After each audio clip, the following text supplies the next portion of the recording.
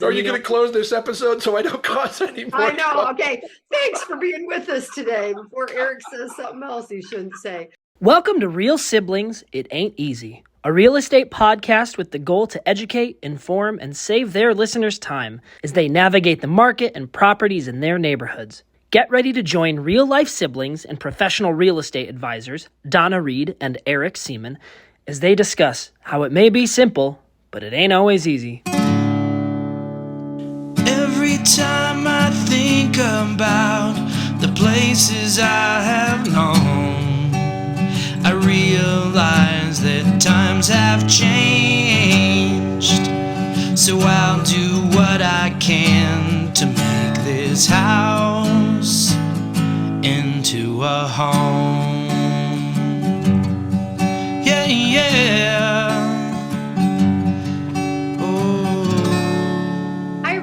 Welcome to Real Siblings, It Ain't Easy, and a real estate podcast that just ain't typical. I'm Donna. This is my brother Eric, and we are the Real Siblings. We are both professional realtors with Keller Williams, and for your reference, he's Gen X and I'm a boomer, which we've told you before, but then I felt it appropriate to wear my tie-dye today, since maybe that would indicate who a boomer was or who I wanted. Yeah, who a boomer was. Yeah. This podcast blends lifestyle together with real estate as we work to communicate, educate, connect, and entertain our listeners. While the topics vary and our conversations go in a lot of different directions, we do work to provide our listeners with insights into the industry, better equipping them for their next real estate transaction. Eric, what's going on? Well, who are those people behind you? If you're on the YouTube videos, you know that we change our backgrounds frequently. And behind me is my little oldest brother. Over my right shoulder, in this picture of 4 kids getting ready for back to school day, which is what we're talking today, is Chaz Randolph, Dan Seemann, the taller one, Chaz's sister, Rita, and then Alexia Johnson with her beautiful little coat and handbag that's standing there. I got to think that's in front of Randolph's on Main Street, because down the road is that a gas station sign out front? Yes, the gas station sign is still out front from, I think it was, they're saying it was Bonner's, BAHNER''S, Bonner's gas station. But that definitely looks like Randolph's store and maybe like a cooler out front. So we'll have to get Rita or Chaz to verify. Rita or Chaz will have to verify. So I cannot believe we are already at this point. Still what I feel is early into the official summer season. Mm-hmm. But since we really start summer around Memorial Day, even though climate-wise it doesn't happen until later in June, you guys are already going to be going back to school next month, right? We are. And you know what's really weird, Eric? It used to be that the month of July, so Up With People, we would have our reunions because everybody had July off. Europeans had July off. Everybody had July. That was the month they could go away. And not anymore. The school kids here, they're kind of, a lot of them are at 6 weeks only. And that started in May. So the moms here are already doing their moms and dads are doing their back to school. The parental units. Yeah, there you go. That sounds like a Star Trek thing. Going back to school. And I can't wrap my brain around that because that is absolutely nothing like, what our school year was. Our school year was. So was that the school, was that what happened when you moved out there 20 years ago or 23 years ago with the boys? I don't remember that. I remember that they started in August because we got here in July that year and they started school sooner. And back in Ohio, it would have been closer to Labor Day. I think that has evolved a little bit over time also, but we always had, as young people, we had the fair, right? The county fair right after school started or right around the time school started, because the farmers and the kids that had animals would leave and go and take care of the animals and stuff like that. It was essentially around June 7th, 8th, 9th, or 10th, something like that, until September. That was summer. And here it's always been, they start in August. Now, part of that when I first moved here was realizing all the schools had air conditioning. Everybody had air conditioning. So it didn't really matter whether you started in June or July or August, except that it's hotter than blue blazes outside. But just 2 years ago, when Rich and Susan were out there with Annabelle and getting started with schools. Yeah. They had PCS, that's permanent change of station for anybody who didn't have family in the military, from Hawaii, Honolulu, to Luke Air Force, not Luke Air Force Base. Luke? Yeah. Luke. Yeah, Luke Air Force in the Luke Phoenix Air area. Force Base in Phoenix area. Yeah. Yep. And they went from average high temperatures of 84 degrees and afternoon showers, sitting on the lanai, to you're not allowed to go outside during this time of day. 114 or something. And it drove Annabelle crazy because she was such an outside kid. And suddenly it's too hot to go outside. Your friends don't want to play outside. If you do have some place to play, it's on artificial grass. Yeah. And even when they were in school, they couldn't go outside for recess because it was a heat warning day. Yeah. Yeah. Well, and so I was thinking, Eric, because last time we talked a little bit about outside and playgrounds, and behind me is an old picture of the school. I don't know what year it's from, but that's the elementary school where we went in Lindsey, and no longer exists. You know, that school was torn down a couple of years ago. We should have grabbed our bricks before we started recording. That's true. I could have brought a brick in and shown it. We could have brought a brick. Mine's not that far away. But wait, I do have a lunchbox. Kind of matches my shirt. But I was thinking about playground, right? Because that, as if you were looking at this picture and you were in my way, it'd be turning left, going around the school, that's where there was a playground, and things were on concrete back then, right? It didn't matter if there was wood chips or rubber or whatever. Some of it was on grass. I mean, merry-go-round slides, you know, things like that. And then, I don't know, suddenly everything wasn't safe anymore. So that all changed. That's when we became a kinder, gentler, namby-pamby society because everybody's gonna get hurt. Oh, get my brother's opinion right there. I cut myself, lick the blood off and move on. Or rub some dirt in it and move on. Rub some dirt. Yeah, there you go, Eric. Because it's a clotting factor. It's gonna help. So the school behind me in this picture, when I was there, we went 8 grades.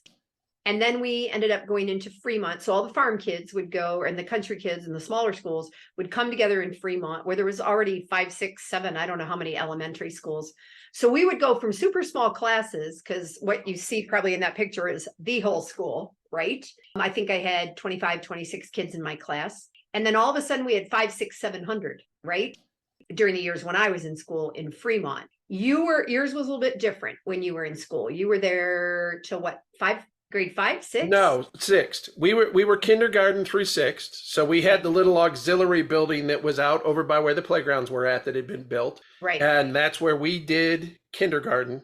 And then we got moved into the big school from 1st grade to 6th grade. And then the new plan to make use of some of these old schools, 7th grade was separated for a transitional year as 7th graders alone, getting adjusted to changing classrooms and different instructors and carrying books and going to your lockers.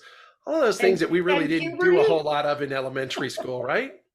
Yeah, no, we used to change, you know, like 3, like I can point to like, oh, that was the principal's office and that was this and that was that, you know, when you think back, and down below is 4th grade and a lot, all of that. But we would change when we got to 6th, 7th, 8th, we would change a little bit in that tiny building. You know, we might change classes. So that was sort of fun.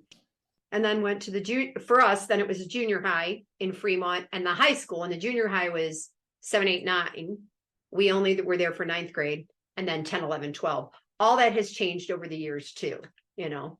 So now do we know Fremont is middle school, right? There is no junior high anymore. I don't know of any school district that calls it junior high. I don't know when that term became or dropped out of vogue. Like obsolete or something. That's but interesting. It's like, we don't have junior high anymore.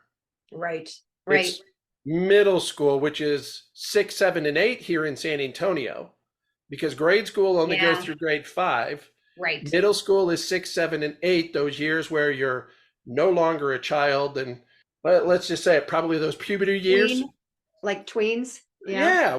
Like I said, puberty years. It's when all of a sudden boys are getting deep bass voices, hairy armpits, and long white beards. Yeah, long white beards, all of that. And then high school, which is 9 through 12, which gives you, and here in San Antonio, we have a substantial junior varsity program in all of our high schools because junior varsity is 9 and 10, pretty much guaranteed. Senior level or varsity is only going to be 11 and 12 unless you're a standout athlete. Then you may get pulled up because of skills. Well, and then, okay, so if we continue thinking about where we went to high school, so we went to the only high school in Fremont that was not a private school. So we had St. Joseph High School, and then there were the Catholic school, but there were also several Catholic elementaries that fed into St. Joe, I believe. I don't think St. Joe exists anymore. So many schools have changed. I don't even know. And that would be something to check, but. Wow. Anybody who's listening from the Fremont, Lindsey area, is there still a St. Joe? Is there a St. Joe? And out here we have a lot of private schools. There's a charter school for everybody, everything. And Tucson has the Tucson Unified School District, and there's some schools there that have specific programs like the arts program or things like that, which I'm assuming a lot of the cities what they call a STEM or a magnet school now or something like that, a magnet school. Musicians or something. And then there's several Catholic schools around town. There's a lot of Christian schools around town. There's the schools that are specifically academic. There are a lot of options for kids, for parents, depending on partly, okay, you can go back to Catholic or Christian, if you're choosing that based on a religion. But then the other piece of it is learning that kids learn different ways and that one school environment might just be better for them than another. And I don't know that we discussed much of that when we were younger. No, we didn't. I mean, come on, let's be honest about it. When you were at Ross, there was Vanguard. Yeah. And Vanguard essentially was everybody who wasn't cutting it in class, right? Oh, I don't know if I would say that. Or people who just really wanted the technical side of things, the people that did auto, that did. Yeah, but really, was there anything beyond auto and cosmetology? I think we're showing our limits right now because we didn't go to Vanguard, and you might be offending someone, Eric. I probably am. Wouldn't be the first time. This is why whenever I teach a class, I have my I'm sorry slide, because it's pretty much guaranteed right up front. I'll start with the apology because with the way I talk and the way I teach, being very extemporaneous, pretty much a guarantee I'm going to offend everybody at least once. But then I remind them I'm not intentionally offending them. It is their personal feelings which caused them to be offended. Oh, okay. Well, when I think about the people that were college bound, that were not, the people that chose to go to Vanguard, who had super good careers. And I know somebody from Lindsey, their son just graduated from Vanguard, and I forget what program it was in, but it's a technology program, and that school has changed. It's like feeding into Terra, or whatever, and what the options are. Just like everything else, there's probably no just basic home ec, No, but I think here in San Antonio, the school districts have a skilled trades program. Okay.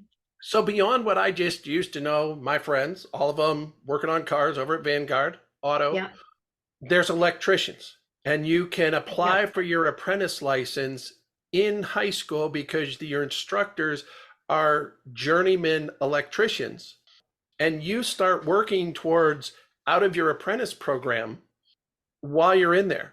Same thing on carpentry, same thing on plumbing. You can get all of these things that are skilled trades now for everybody who's like, you know what? I don't want to go to college. I'm sick of school.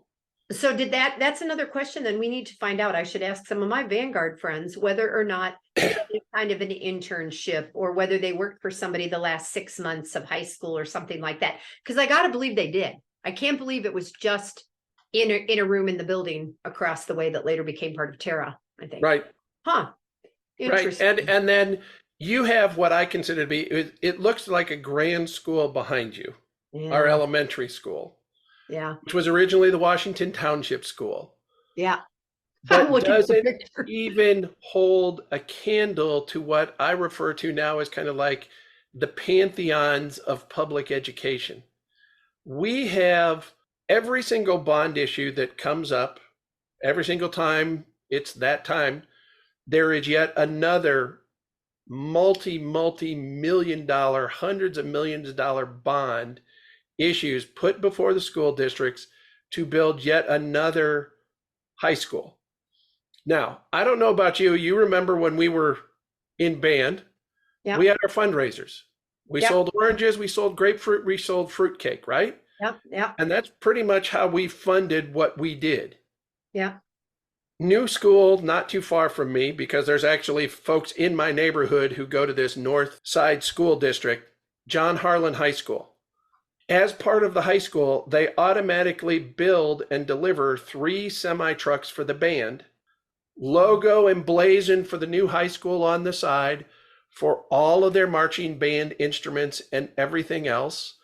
The instruments are in a separate vehicle. So somebody had to haul our instruments. Right. We had one van that had a roll up that we put a few instruments in because the tubas didn't make it on the bus, but flutes, clarinets, trumpets, most of those were all on the bus with you. But a few years ago, and I got to assume they did it out there too, books are too heavy.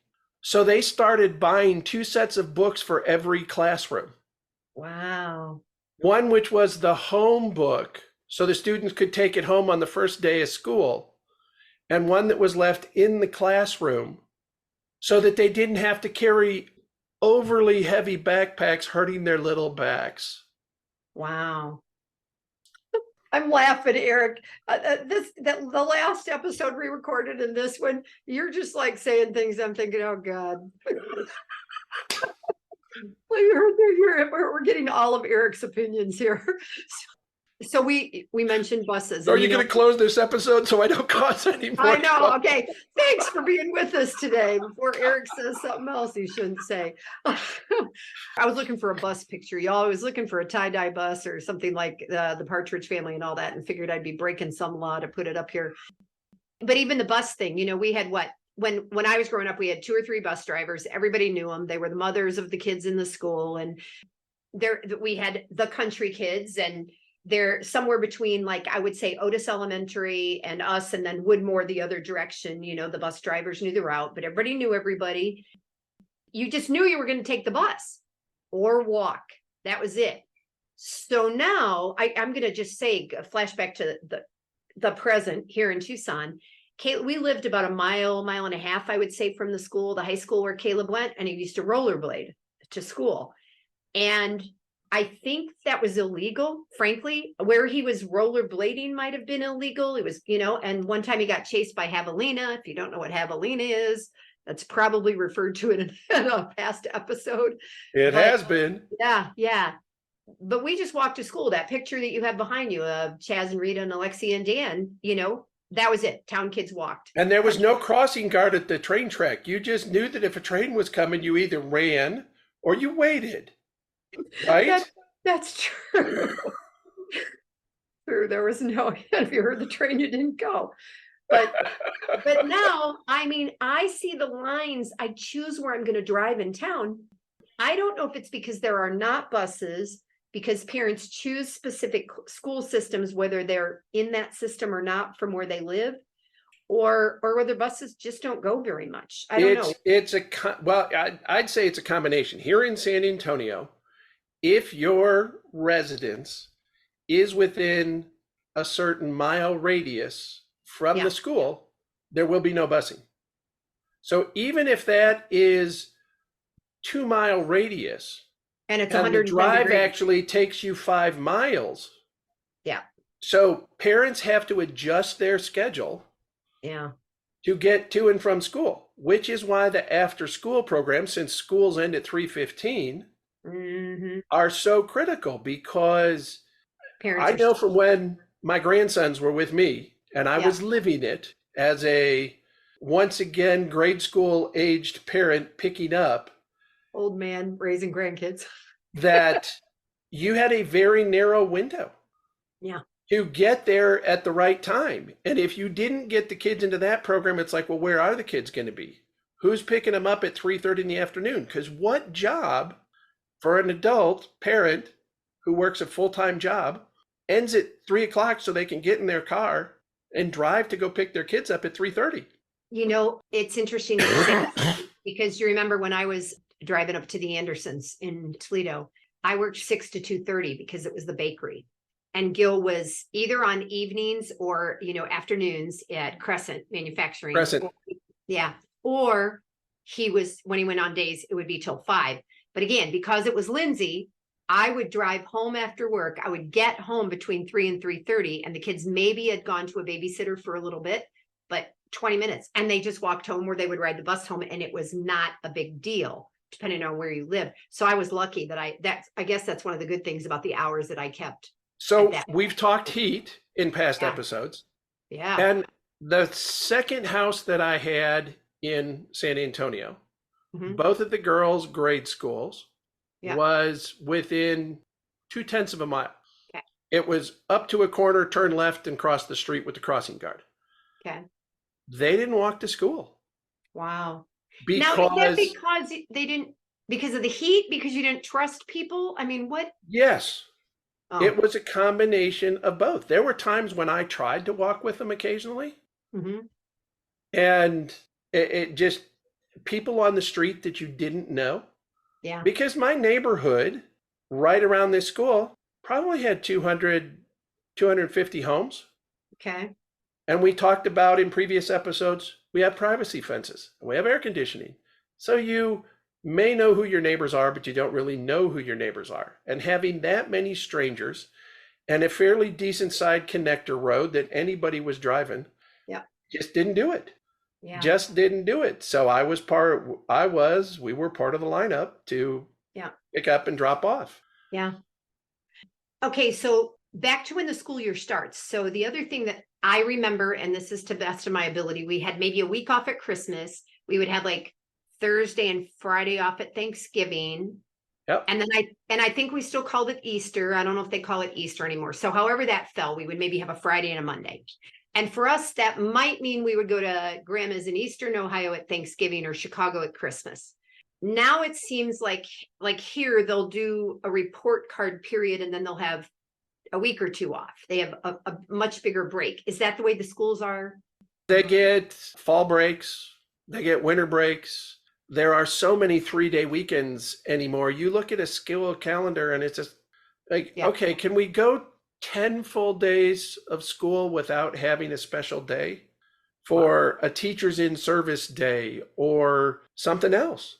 It really, really is very challenging for young parents right now because of combination of the schools, commutes, construction, driving distance. And then, as you pointed out, we've got magnet schools. Well, magnet schools, there may be a school for science and technology.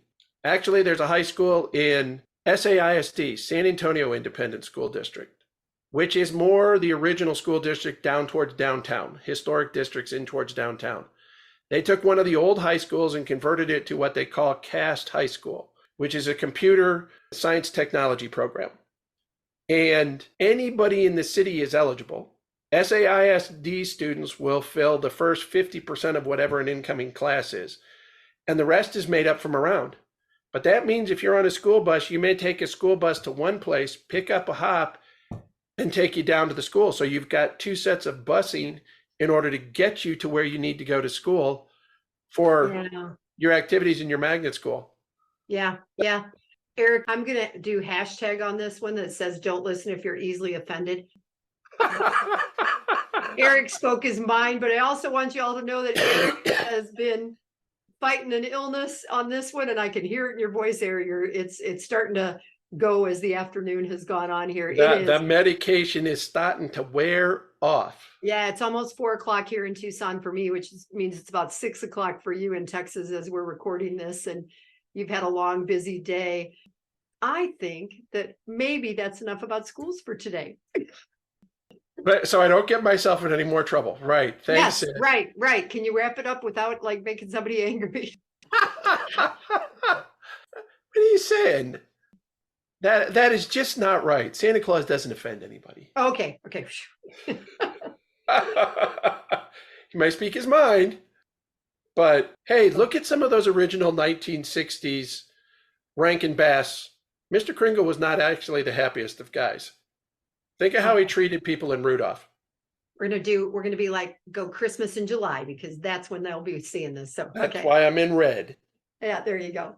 But we want to thank everybody for joining us again as we recalled how back to school in the small village of Lindsey, Ohio is so very, very different than where we live right now. It's not about the houses. It was so much about the lifestyle and a blend of the two, which led us into our careers in real estate. As we draw this to a close, please keep in mind that our goal is to communicate, educate, entertain, and connect with you, our listeners. We are both realtors with Keller Williams, and we are here to help you find the perfect property for your family to call home, create your own lasting memories, and build your own wonderful life. If you are in San Antonio or South Central Texas, I am available to assist you while Donna is in Tucson, Arizona. If you're across the United States, around the world, we are both part of extensive networks of professional real estate advisors, and we would be happy to connect you with an amazing realtor. Remember, it may be simple, it ain't always easy, and until next time, this is Eric. And I'm Donna. And we are Real Siblings. We're going to get this great.